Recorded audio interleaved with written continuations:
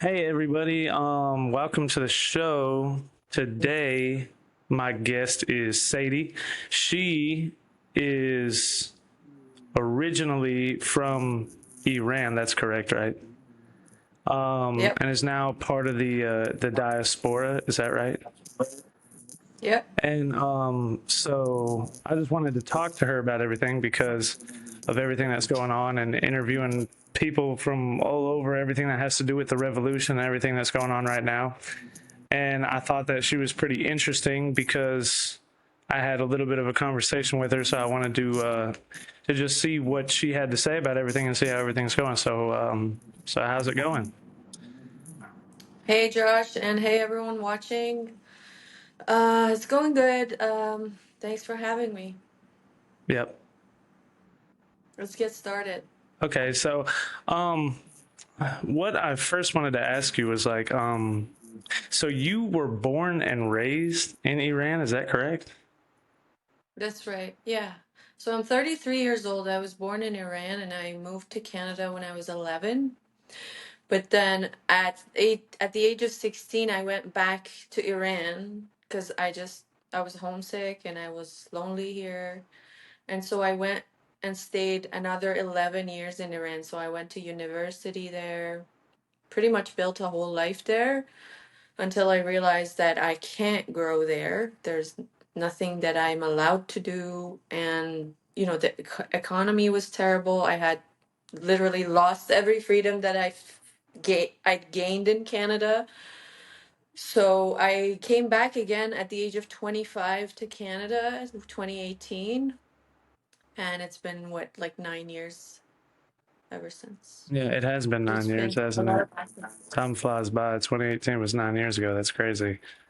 But okay, so how old were you when you said you left the first time? 11. 11 years old. So you Yeah. immigrated with somebody, obviously. With my family. Yeah, with my family. Was it very difficult to get out of the country? My dad had like this amazing case where he had like American education because when he was younger, he came to America. He got his master's. He had like four children. His English was great, so we hit all the points. Hmm. And within like 2 years, our case was accepted.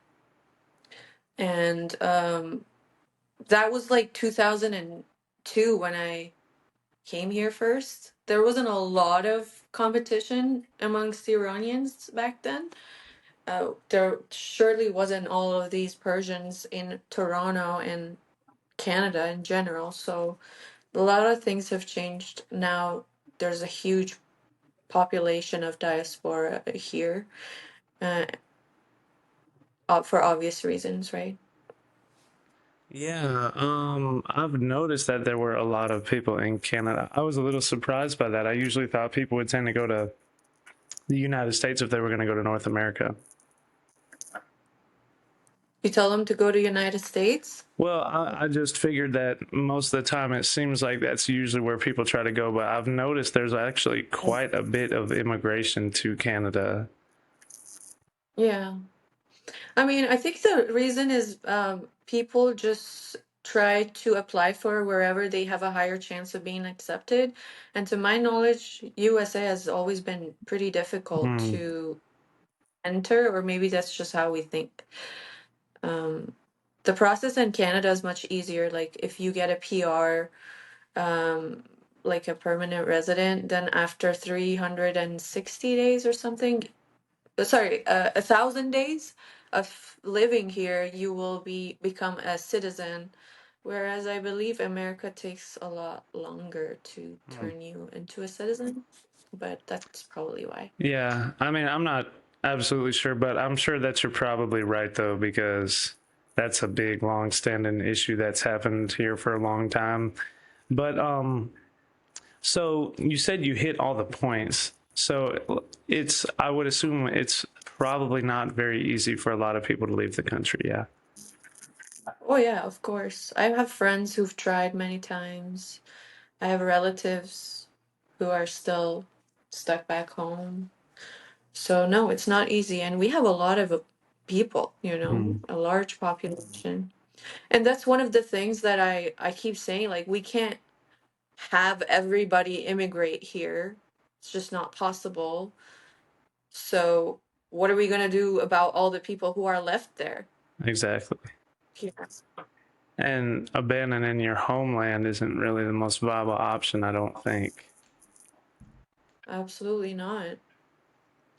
I have friends and family messaging me these days that telling me that they're scared or everything's just so dark, and I am at a loss of words on how to cheer them up. But it's only faith in the light Mm-hmm. that gets us through it, because we are coming from an ancient heritage of respecting the light. It's pretty difficult. Yeah, that's kind of how I feel about it because when I talk to people that are in Iran, it's like, you want to say anything or something that could help them or something that could encourage them, but you don't. There's not really too much that you could say. I mean, except like hold on and keep going, but they already know to do that anyways. That's the only option there really is. You have to continue to go forward. But, and you don't, it's just you're kind of at a loss for words. But I could only imagine, though, having friends and family inside the country, that's probably a lot harder. Yeah, definitely. I mean, I'm used to this now, because if you've paid attention, like to the news, every few years we have had an uprising, and we've had people being murdered, executed. The executions have been going on for 50 years. Hmm. So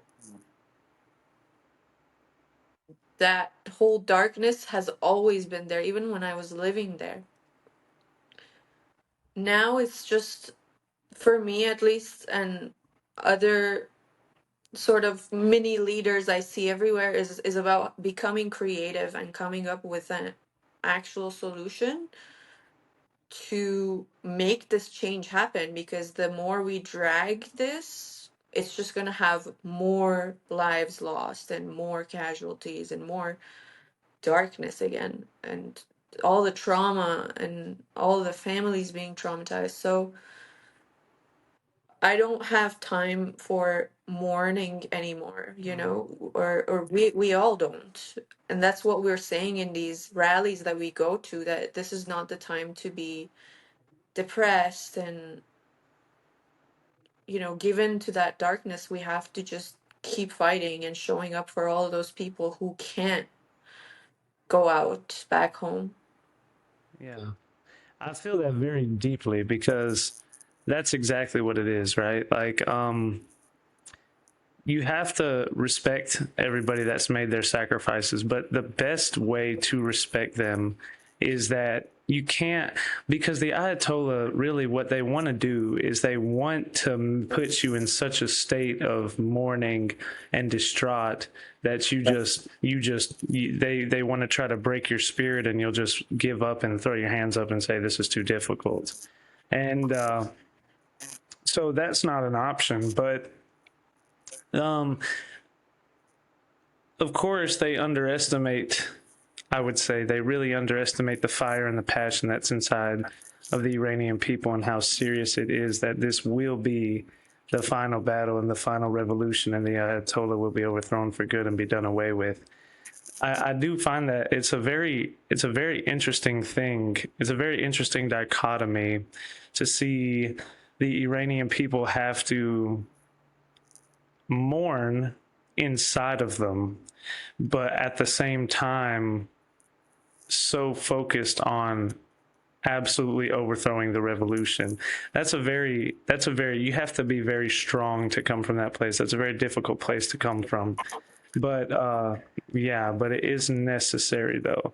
I find the Iranian people to be very strong like that, very, very surprisingly strong. I don't know if most people are able to comprehend that kind of thing. But what I love to see, I guess, what I'm saying is that although there's so much tragedy going on, what I love to see, what needs to be seen to make sure that it matters, is there has to be an understanding that you have to go forward anyways. And the Iranian people inside of them, inside of their spirit, inside of their knowing, they kind of already understand that. So that's the greatest thing that there could be in the midst of all of this. Yeah. Yeah, definitely.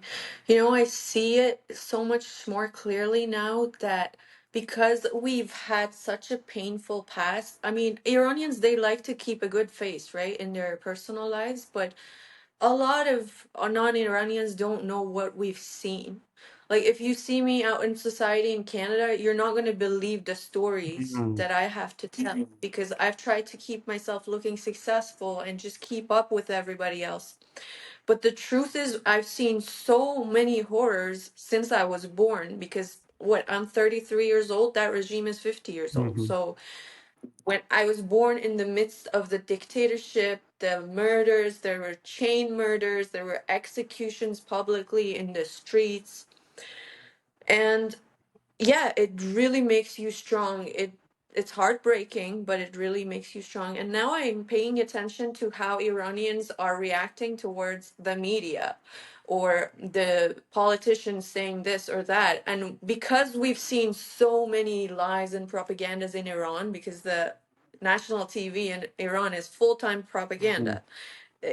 So much that is comedy for us. Yeah. We make jokes about it. We never believe a thing that they say. So we were very skeptical towards any kind of news that's out there. And then when I try to explain this to non-Iranians, I see that they're so naive, Mhm. They believe everything that anyone says or anything that it's shown in a movie or a trend. And now I feel proud of this diaspora community that's like trying to awaken everyone. And a lot of the times we're misunderstood as hell. Mhm. Like we're attacked so many times. But I've seen something that they haven't. I can't expect them to understand it the way that I do. I can only come from a place of sharing my truth and just keep doing it until somebody has compassion and understands it. And when I see people like you, I really, it's very heartwarming. I really appreciate the time to just pause and listen and, just think for yourself based on your own values how you judge the situation. And I've already told you that we really appreciate it. It goes a long way. Yeah. And the thing too is like you talk about how Iranians are pretty immune to propaganda and psyops, and I would say that that's absolutely true. And because they've grown up with it, like that's all they've ever seen. They know what it is to hear one thing on a TV station and to see a completely, totally different reality in real life. I think not only do not only will this revolution free the Iranian people, but on top of that, there's a lot that those people and that country have to offer the rest of the world, especially the West. Because the West has gotten to a point where a lot of people are totally propagandized. They will believe, like you said, they will believe anything that they hear, they see, they're naive. And that comes maybe from growing up in a first world country. It could also come from maybe not necessarily just being in a first world country, but allowing the comfort of that to stop you from being educated or understanding or being informed about what's going on in the world.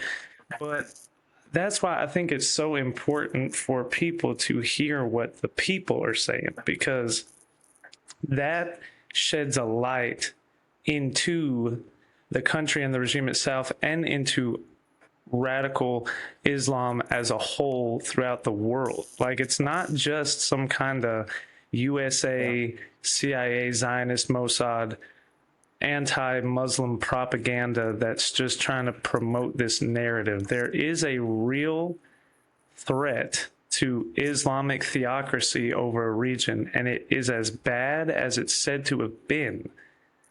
Yeah. Yeah, definitely. You know, since I came here in 2018, I've been active since I landed here. So I've tried everything to just inform the world about what's happening.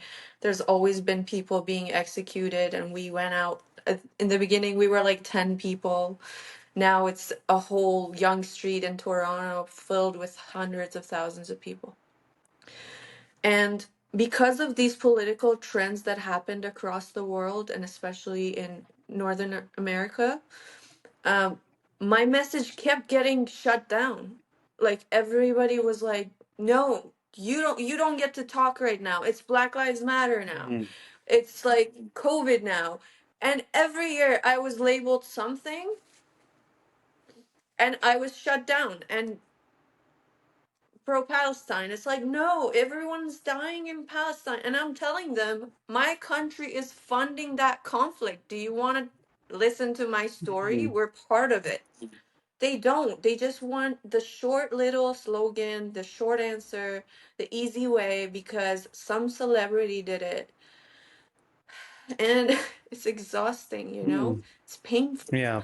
because we in our schools, they draw these little flags of Israel and America on the ground. It's systematic, Hmm. right? They want us to step over it and say death to America, death to Israel. And we never understand why are we hating them so much. And the the beauty is that children, because of their own innocence, they understand it, the propaganda and they see through it. And I remember that we refused to step on it. We would like leap over it, even though we're forced to like line up and Yeah. whatever. And we wouldn't chant what they want. It's like this little rebellion that we always had. But at the end of the day, you get arrested if you're too loud, Mhm. right? You get expelled, or um, yeah, you get thrown out of the school, or they make this really horrible, untruthful case for you, basically. So everything is constantly shut down. And that, like, going back to what I was saying, just these trends, these political trends that kept shutting people like me up and telling me that you don't get to talk because you're not this, you're not that. And I've even been accused of the word white passing myself. I'd never heard of that before. Yeah.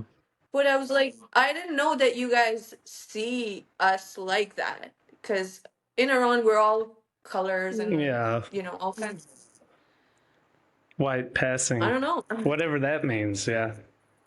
How you could pass for being white when you're not white, I don't know. I'll never understand it. That's just that crazy stuff that they come up with, man. I don't. It's insanity. It really is. But like, so like you were saying, you feel like you guys never got the chance to have anybody hear your voice because they would overthrow it with other quote unquote like social justice movements, right? Exactly. But yet the people inside of Iran are the most oppressed people in the entire world. Like, there's very few people, maybe aside from like North Korea or certain people in China, there's very few people who understand the type of oppression that is being faced inside of Iran. So it's insane to me that if you talk about social justice groups and social justice warriors and you want to set all these people free and whatever, but you're ignoring the biggest, most oppressed group of people in the world. How is that? How is that even possible? Is that you think that's because of indoctrination, or is that because they're trying to, well, whatever? Why do you think that is?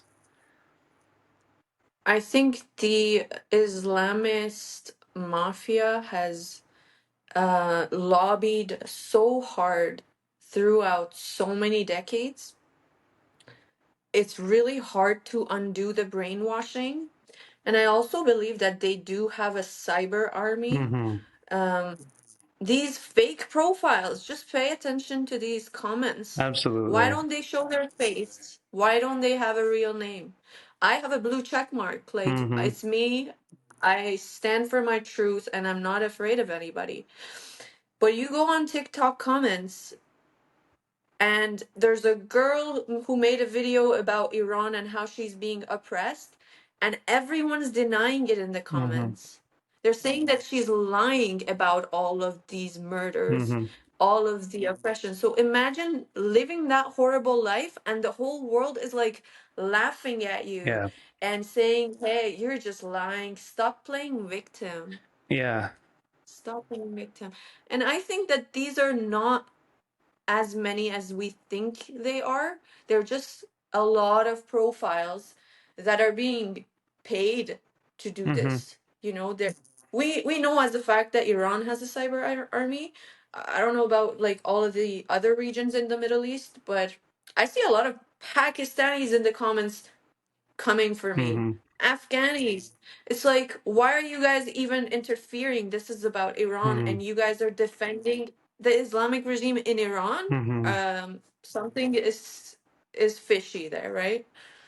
So I just think that these people are loud. They have no personal values, so they will just lie. They will bend the truth. They will bully you. They'll make fun of your gender, whatever that they can put their finger on to bring the attention back to what they want to have standing out. But we're not going to do that, because the reason why we rebelled was because we had some personal values, right? I'm not going to go bully somebody, make fun of their face or whatever, just to shut down their message and oppose their ideology. So it's an unfair game. It's not even a game anymore. It's an unfair cyber war, I Mm-hmm. would say. Yeah, it's very insane. It's very crazy. And like you said, a cyber army, that's exactly what it is. They have a cyber army, and other Islamic regimes have cyber armies, but also communistic regimes have cyber armies. I believe the UN and a lot of globalized ideas have cyber armies. That's exactly what it is, because like you said, I never see any profile pictures. I never see any real names. They're just random accounts, and they come out of nowhere, and they come like viciously, especially on TikTok. Like I've seen it on other accounts as well, but on TikTok, it's like almost crazy. Like every like they'll at least on every other platform there will be a percentage of real people who say that's what it is, free Iran, the people have to be freed. But on TikTok, it's like 1% might say that, and 99% Zionist propaganda, CIA propaganda, free Palestine. I'm like, what? There's no way. That can't be organically possible. And I know Yeah. that I had even put up videos of certain videos of inside the country, and there'll be other videos that'll get hundreds of views, and these videos will get like no views in days. Like there's no way that's possible. You're purposefully nerfing that type of content. That's crazy to me. Yeah. I really can't say if it's the social media platforms like that are in on this, or it's just that those that mafia has just a lot of people working overtime and getting paid, you know? But I have thought about this, and I think the solution in the future will be that social media needs to be like, you have one account, it has to be verified, it has to be your real name, your picture. That might be the solution to the future, because we can't have people hiding and then and misleading everybody. Mm-hmm. At least if I say something, I'm gonna have to stand for it. If I change my Yeah. mind later, I'll have to come and apologize for it, not just go make another random account. You know what I mean? Yeah, there's absolutely zero accountability there. And also, I know what you're saying. Whether you think that it's the social media accounts themselves, the platforms, or if they just have like these cyber armies that are getting paid for, or if it's like some sort of AI generating 1,000 bots at once and just throws them in comment sections everywhere. And I've heard people say stuff like that, and I could definitely see that for sure. If you just use, or like a hacker has one phone, but it's linked up to 500 accounts and they all randomly say the same thing at the same time, I could definitely see that. And that is a form of propaganda because, but it's even a scarier form of propaganda because, like the TV, like traditional media, most people are like, I don't really know if I believe that or if I believe this. But with social media, it gives off the illusion that there's this underground voice that says something totally different to what's actually going on. Yeah. Hmm. And I think one of the greatest things that's happened recently is that our voices are uniting. Like Iranians are collaborating with the Jews and Christians, and as a collective, we're getting louder too. We used to be completely invisible to the public, Mm. but now you see some comment sections. There's support. There's real people who are testifying, Mm. right? Saying, "Hey, I'm an Iranian." Like I'm definitely active in the comment sections because I think it matters. I'm an Iranian. I agree with this point. This guy's onto something. Thank you for being our voice. It matters. That's the way I can think of to clean this whole mess up. Yeah, you have to make sure that you're louder. And that's another thing too, like with the Iranian people, it's a revolution for the country. It's a revolution for the people against the Islamic regime. But it really feels like on a deeper level than that, it feels like it's a worldwide revolution. It feels like now is the time in the whole world for freedom. Like you see what happened with Venezuela and the Venezuelan people, they felt very ignored. Now they're feeling like they finally are seen. There's people throughout other places and throughout the world, in Taiwan and North Korea and various other places in Cuba and Iran, especially with the Islamic regime.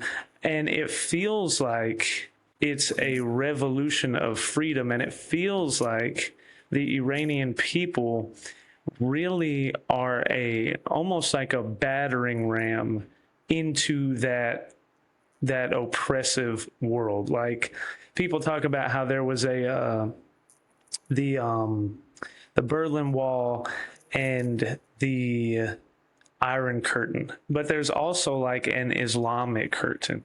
And it feels like the Iranian people are a battering ram that's really smacking up against the doorway of radical Islamic theocracy. You feel like that's true? Oh yeah, definitely.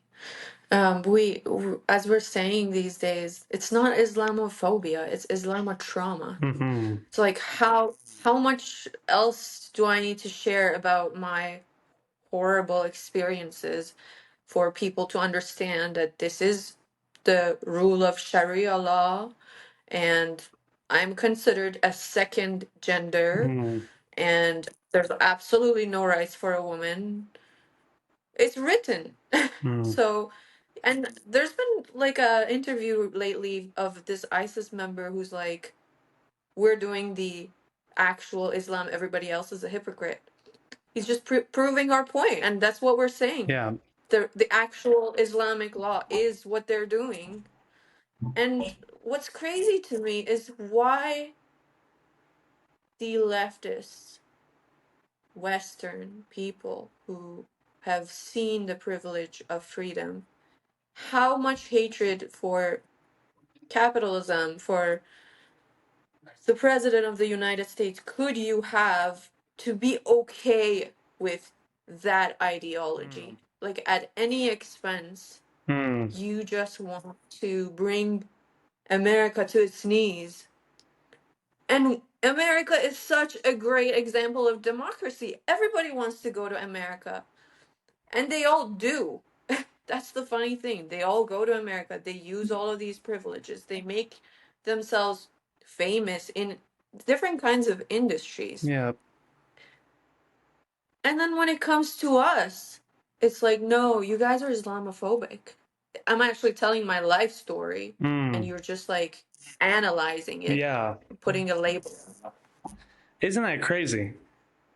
That's what I think is the craziest thing to me is that that's why I like talk to so many Iranian people so much and I want to hear what they have to say because I'm trying to explain to these people like these are people's life stories. Like these are real people. As you can see, they were born and they've lived an entire life through childhood. They're in adulthood. They've lived the whole life out here, and there's millions of them. Like, how can you stare at something like that and still say, well, it's bots or it's Zionist propaganda or whatever it is? And like you were saying, the leftists in the West, yeah, how could you be okay with this ideology to the point where, I mean, you hate capitalism so much that you're willing to accept the Ayatollah as a replacement for that? Like, is that is that an indoctrinated love for Islamic theocracy and communism that was propagated by propaganda from those people? Or is that indoctrinated hatred towards capitalism and democracy to where you don't care how bad it is, just as long as you get rid of it and replace it with something else? Mm-hmm. Great question. My opinion, I don't see any love because out of love, good things come, right? Hmm. It's it's all about this like hatred, and you can't tell what their problem is. It's like, what do you hate so much? Hmm. They're willing to make fun of the guy's hair, his wife's accent, like anything. Hmm. They call Trump a racist and then they make fun of his wife, right? It's all these contradictions, and then when you look at it, you're like, this doesn't feel sane, you Hmm. know? It just seems like you're just destructive. You just want to destroy everything. I don't know why, but it feels like a vibration of hate to me Hmm. because if you actually had some values, you loved those values, you tried to nurture them, you tried to nurture your own communities, at least we'd know what you stand for, who's your Hmm. leader, okay, what is your example of an ideal society? We just don't know. They're Yeah. just here to destroy everything that anybody else built Hmm. because they hate it. They can't see it. Yeah. That's right. That's exactly what it feels like, too. It doesn't feel like I can't see where you're coming from in the sense of this is what I want to build and create. And this is my beautiful community that I'm so protective over and I want it to flourish. It feels like I just want to kill everything and anybody else, and it's not even that I want to build anything. I just want to make sure that you don't build anything. Like, well, that's so weird to me. That's a very weird thing. Yeah, and that's why like we need to keep going and become the leaders that we lacked in our own societies, you know? Even through this whole pro-Palestinian movement that they had, I kept saying, okay, if that's what you really feel, go there, go help them, go try to figure out why they haven't been able to escape that, ask the right questions, hold people accountable. Why haven't the Arabic countries that are neighboring like taken these people in? Like these are the right questions to Mhm. ask. If anyone is a truth seeker, they're gonna go follow up on that. But I haven't seen any actual activism other than just TikTok comments, Mm. you know? Yeah, for sure. So I also wanted to ask you, because you said you've seen a lot of traumatic things. Is there anything at all that you would be comfortable expressing that you have seen or went through when you were in Iran? So I myself, you know, like I'm a pretty smart girl. So I've been arrested a few Hmm. times, but I was able to escape those situations. But I've heard a lot of stories from firsthand friends like that have happened to them, and I've witnessed things where I couldn't really do much, and that bothers me. It traumatized me. There's absolutely no women's rights, right? So a woman could be beaten up to death by their husbands or even by a policeman or whatever, and you can't do anything. You just basically powerless. There's no children's rights. There's beggars on the streets. But the most traumatic thing that I just cannot get off of my head is a woman who was raped by a taxi driver. And she goes to the police station and they tell her, "Oh, you actually have had sex with this man without marriage. That means you are this sinner." There's like a word for it. And they start lashing that woman. They give her 28 lashes Mhm. for having sex before marriage. And this is a victim of a rape situation. And, you know, we were all in a group therapy session when this came out. And it's just, it is true. It's happened to many other women. Basically, the police is not safe. That's why I never counted on the police anyways, because the police is the one who rapes you. The police is the one who will beat you up until you confess something that you haven't done. Mm. And this is really dark. And this is what I think that the privileged people, they don't understand what it is to see a policeman and be scared for your life, you Mm. know? Anything could happen. If they don't like my face, they're gonna arrest me. It's literally as simple as that. I've been arrested for like by the morality police, and I had the full hijab because I was going to work, and it's just like they tell us that we just have to fill this van today, so it doesn't really matter the extent of your hijab, so just get in, you know? Right. There's absolutely no sense of safety, and I just remember the day that I stepped in Canada and I couldn't believe that sense of safety. I was like, is that all over? What? Yeah. For a whole year, it felt weird to me, Mm. and I never went back to Iran because I don't want to feel like that again, ever again.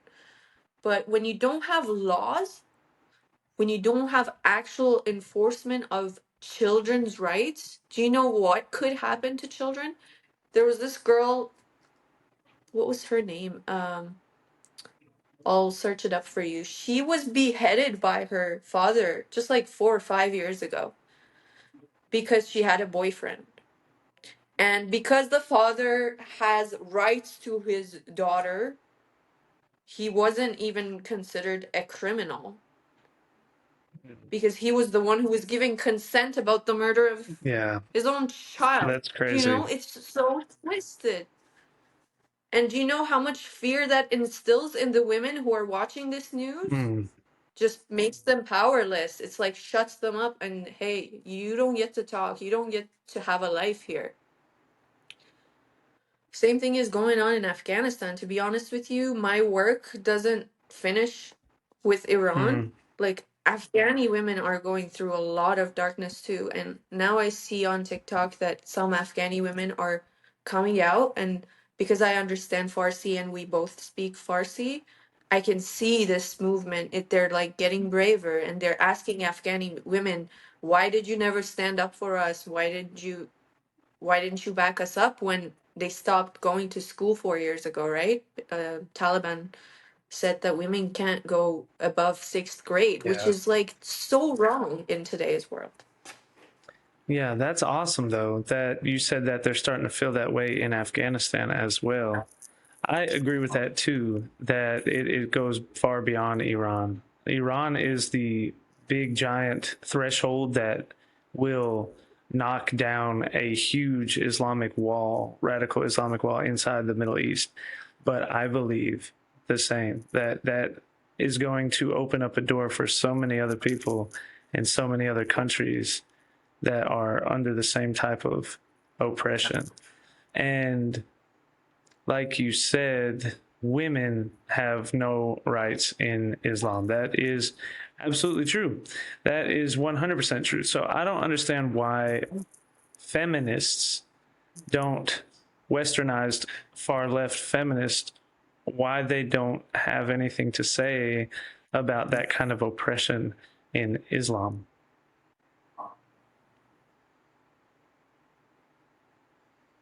It's mind-blowing. I think there's two groups of leftists. This is my thesis. Maybe you can give me your opinion on it. But one of them knows everything, is at the top, the elitists. Mm, You know, they're fooling everybody, they're funding the media. They have their own agenda, which is basically to mess everything up and have fun and experiment with our lives. And then there's the followers who like to seem really as good people. They want to be accepting, and they unfortunately lack the education and the life experience to understand that there's actually evil in life mhm, and in the world. If it's not right in your face, it's probably happening somewhere else. Somebody else has to face it and fight it. That they don't go deep into these subjects. Like, in what other country is it okay for women to not be able to go to school? mhm, Nowhere else. But who's talking about it? With the day the United States left America, they were all like, "Oh yes, finally we stopped intervening," and all of those Afghani mm, women were crying. mhm, So they're not looking at the results of actions. They just want these fancy news head mhm, titles that makes them look like good people, mhm, right? So we left America. But yeah, it's already been messed up, and now the power is in the hands of Taliban. mhm. So do you want to actually help, or you just want to make some like fancy announcement at your Grammy show? Yeah, yeah, for real. That's exactly what it is. And I agree with that too. I think that there are the elitist leftists that are in control of everything and they're puppeteering everything. And then there's a whole lot of people that are just normal everyday people that are on the left. But unfortunately, they have absolutely no idea what's going on in the world at all. And I don't, and really, well, interestingly enough, I do understand where they're coming from because I used to be on the left wing. Like I used to be a Democrat, and I very much was the same way.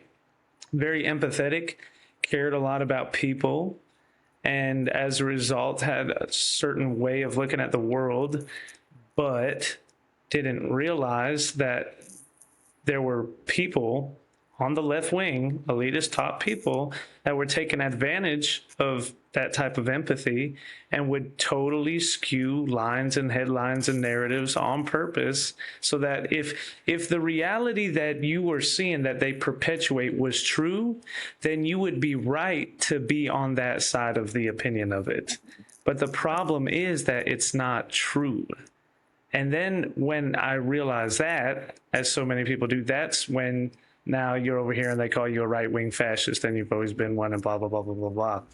But I mean, it's really crazy. So one of the things that I also think about the revolution is that it feels like it's exposing a lot of hypocrisy in the world. A lot of human rights hypocrisy, women's rights hypocrisy, civil rights hypocrisy, free Palestine hypocrisy, anti Zionistic hypocrisy, anti Western hypocrisy. It seems like all of that, all of these things, there's this big giant like veil that's being ripped apart and is saying, well, here's what's really going on in the world. So let's see when the chips are down and the rubber meets the road, who exactly is who and who cares about what and who's fighting for exactly what. It's a very interesting dynamic. Do you feel like that's true? Yeah, definitely. I am so hopeful about what is happening because this has been going on forever, and now we're just seeing it. And now we all have a voice. I have my social media platform, you too, and like what this past 10 years, we've been able to have our own individual accounts on Instagram, etc. So now we're just starting to talk about it. Mm. And as we talk about it, obviously there's going to be so much clash and so much tension. Like, we're not feeling okay these days, having to deal with all these comments, people misunderstanding us. But I believe that through all of these challenges, we're teaching people about ourselves, and we are learning from other people how we can solve this situation, right?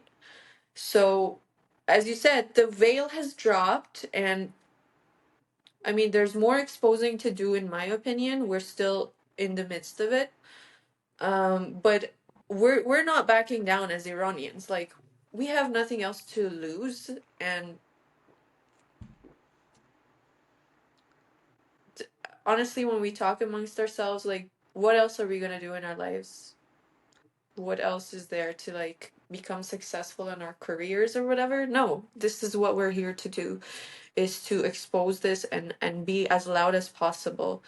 Um, but Iranians haven't had the language, like the language barrier has always been there. Um, but our newer generations are coming in, and there's the conversation has started, you know. And if anyone is a truth seeker, which I do believe a lot of the people on the left side, they're just misinformed. um if they have some personal value and they can put two and two together, eventually we're gonna see the truth come out. It's not gonna be hidden. And there's been many instances that we're seeing changes happen in the world. In Europe, I've seen some footage. In Germany, here in Canada, the politicians are starting to hear us out. This was never done before, you know? Even if a year ago at this time, nobody dared to say anything about Israel, right? Mm. Like, or the the fear is, we're kind of like, we shattered that wall of fear. Mm. Like, nobody was allowed to say anything about Palestinians. Nobody was allowed to side with Israel. But now we're like proudly taking Israeli flags into our rallies. And we're great friends with our Israeli brothers and sisters, Jewish friends, whereas the whole world was bullying them. Hmm. So, yeah, we're definitely pioneering something. And I think the truth wins at the end. So I'm not afraid. Yeah, I believe that's true. The truth definitely wins at the end, which is the awesome part about it. That's why everybody gets excited about it, because you know, in the end, it's all going to be what's right is going to come out, and it's going to be victorious over everything that's wrong. So, you said that the world was bullying the Jews in Israel. Yeah, I agree with that. And do you think that one of the reasons why so many people are not paying attention to the revolution right now is because there is a form of, these people have Israeli flags, and these people are saying that they like America, they like Israel, they like Jews, and as a result of that, that will crush a lot of our narratives for what we've been trying to do inside of the Middle East. Do you think that has something to do with it? Absolutely. It's the main reason why we're being silenced. But not just because we carry the flags, but also because those elitists that we just talked Mm-hmm. about, they are feeding into the propaganda that these rioters in Iran, they're Mossad agents, or like they're being directed by Israel, which is absolutely not true. We just love our Israeli brothers and sisters and we sympathize with them, you Mm-hmm. know? But we never got any leadership from them. I mean, we would have loved to get any kind of international support, but we haven't. Uh, and because at the end of the day, Iran was this country that stood out for standing up to America, right? These people, they think that if Iran crashes down, the Iranian regime is overthrown, then that means the USA won another battle, right? So, at the expense of keeping this fairly strong enemy of the United States out of that hatred, which we don't know where it comes from, they are willing to shut down and not see all of these innocent lives, all of these people, as if they just don't matter, you know? So they would bend the truth and they would lie about the situation. First, I heard some people saying, "Oh, people are upset about the dollar value." It's not just that. It's Mm-hmm. it's much deeper. It's not just about economy. Yeah. Yeah, Yeah. way deeper. And I hear that too, where all of a sudden it's become a inflation battle and the people are upset about the economy. Um, which really was only maybe like the first 5 minutes of the entire thing, and then it turned into we want to get rid of the Islamic regime because we've always wanted to get rid of it. This is not a new thing. This is a thing that's been inside of the people forever. I mean, if you were in the middle of this place and you were watching women get stoned to death for being raped because they tempted the person that raped them, and you were getting beheaded if you were not a radical jihadist, like, you would want to be overthrowing the regime too. There's no sane person on the face of the planet that wouldn't want to be doing it. So that's a whole nother propaganda that I see where you try to watch some of these mainstream news networks and it says, well, they're upset about the inflation and the economy. I'm like, are you guys delusional, man? Like, you really believe that that's the reason why they're doing what they're doing? Like, all that is just it's just a spark to remind you we really just got to take this whole thing down, man, because there's no other option. Yeah, Yeah, who's willing to take a bullet for the dollar price? exactly. These people are so selfless. Mm, I bow down to all of these families and all of the young people who, at the age of 18, you were murdered for fighting for freedom. It's so valuable. yeah, it's very sad. It's horrific, and the people that have died so far that have been martyred for freedom, it's extremely selfless because they're fighting for the generations of all the people that will ever come after them, and for the honor and respect for all the people that ever came before them that were a victim as a result of this ridiculously radical regime. And I have a tremendous respect for those people as well, which is why I can't, when people try to talk about Iran, they try to make fun of this. I don't even go there, man. Like, I can't even have a conversation with it because it's too disrespectful. So, but I do like the fact, like I said, that the Iranian people understand that the best way to honor them is to keep pushing the front line. So, where do you feel like right now? Where do you feel like the revolution is at right now? I think we've progressed to a point where we've never gotten before.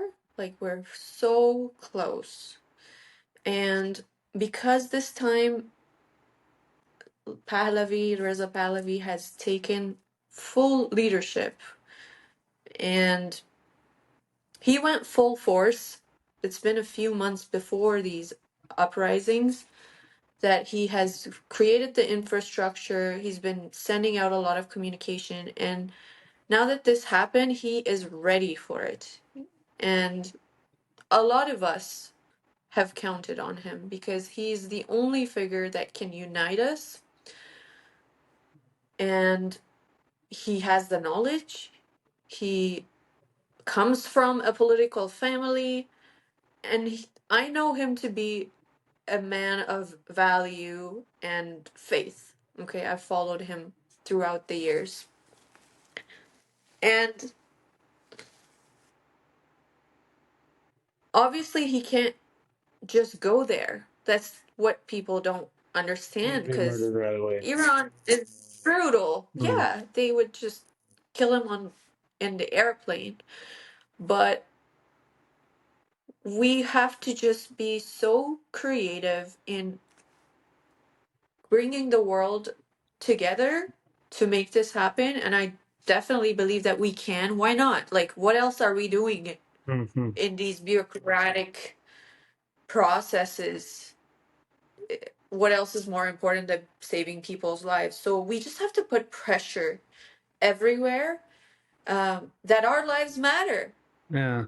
Everybody's lives matter, And I think if Pahlavi is backed up with different military, whether it's USA, I don't know if any other countries are going to back him up, but it seems like everyone's starting to talk about it. Um, we can come up with a solution, a transition period. It's hard to imagine right now, but everything comes from imagining it first, and then it will happen. And I know that every turning point in history might have seemed impossible, but we are a lot of population in the diaspora, and with so many different types of expertise, and we're unstoppable, to be honest with you. Like, just like myself, we have devoted our lives to this path. One way or another, we're gonna come up with a solution, even if no country backs us up. Mm-hmm. What, we're gonna give up? No, we're not gonna give up. We're gonna create our own little community and work on some strategy next. But hopefully it won't get to that point. And I see that the world is talking about this, and everyone's condemning the Islamic regime. And if it's more action than talk, then we're going to see some changes in the next few months. I definitely believe that. Yeah. I feel that way as well. It's even I am under the firm belief that even if nobody decided to help, that the Iranian people would overrun the Ayatollah eventually, and that they'll overturn the entire thing by themselves, for sure. It's just, of course, you would much rather have the military intervention because it supersedes a whole lot of unnecessary destruction and loss of life and time, and you can just go ahead and be done with it and take the world into a much better place, because the whole world benefits as a result of losing the Ayatollah. I don't think that there is one single place in the entire planet that will get worse as a result of the Ayatollah being gone. The only people that will be worse off are jihadists throughout the Middle East, terrorist organizations, and tyrannical leaders. Those are the only group of people that suffer from the Ayatollah not being there. So it's common sense to me. I don't I don't understand why a lot of the people that claim to be free Palestine are so quiet on the subject. I think that it does show, I think, and I can understand that some people are indoctrinated. I think as an overall basis, but by the time this is all said and done, I think this revolution is really going to be a earmarker of where people's morals are, where people's moral compass actually is at. Do you feel like that's true? For sure. I mean, we're watching the world, right? And it's right in front of our eyes. It's happening right there. But a lot of the population needs somebody else to decide for them whether this is wrong or not. Mm-hmm.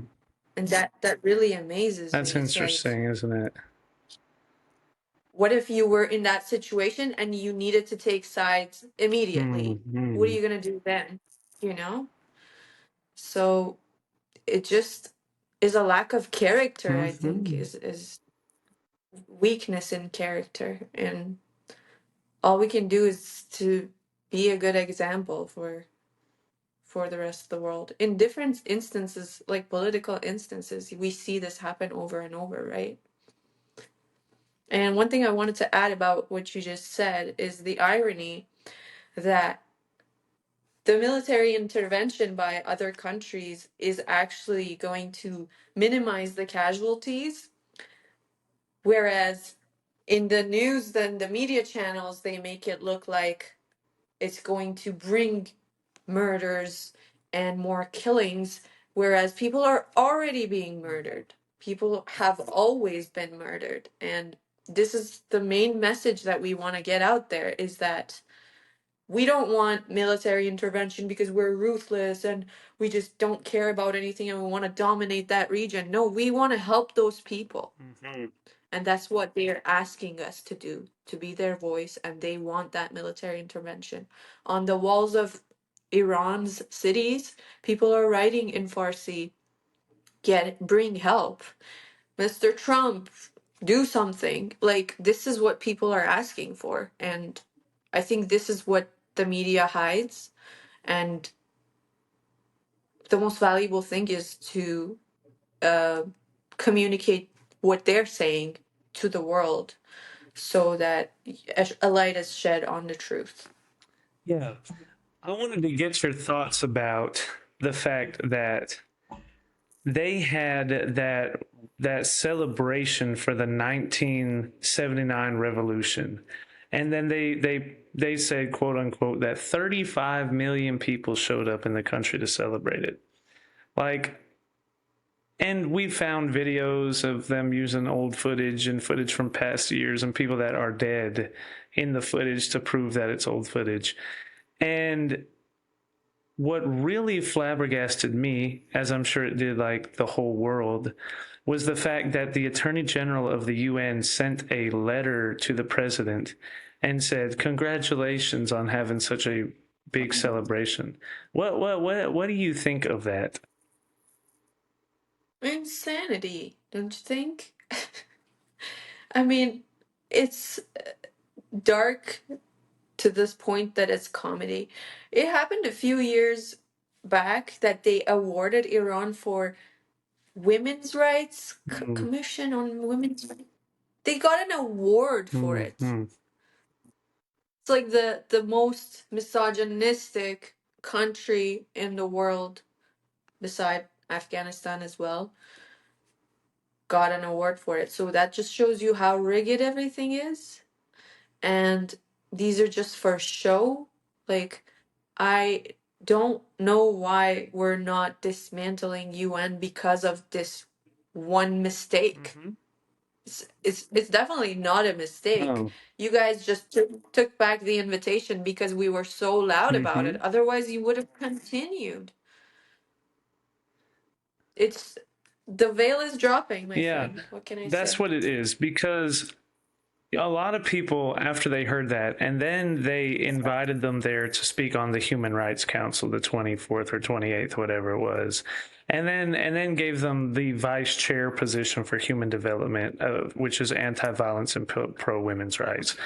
And some people were saying it's so tone deaf of them, like they it just makes them look bad. And it's like, no, it's so much worse than that. That's not tone deaf.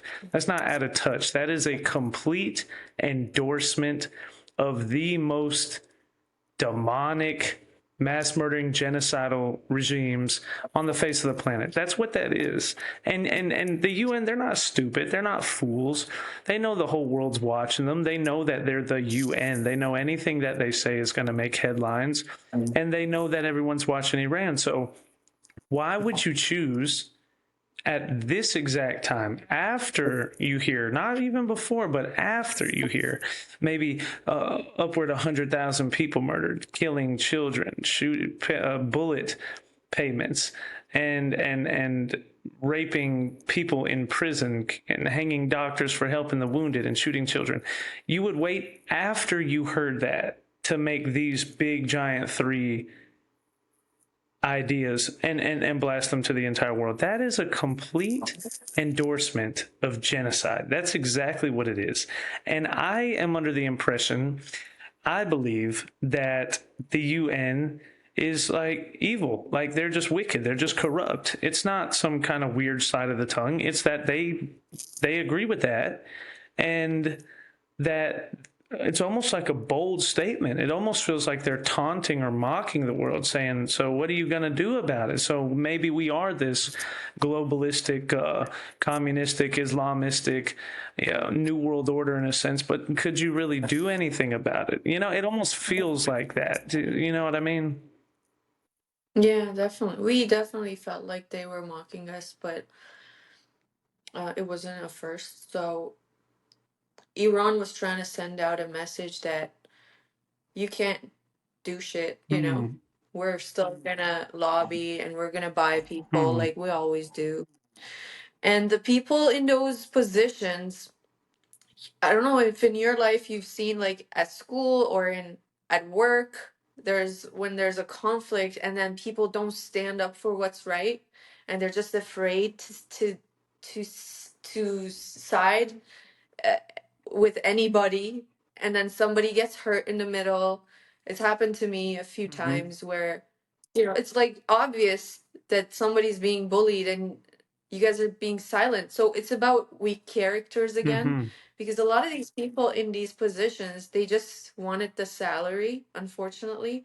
And a lot of politicians are like that. Not all of them. I think a lot of other politicians have some personal values. They want to help the world, but a lot of them are there for the money, the easy job. And when they put something up to vote and nobody, what's the word? Appeals? Hmm. Is that the word? Yeah. And then it's approved. Yeah. There was no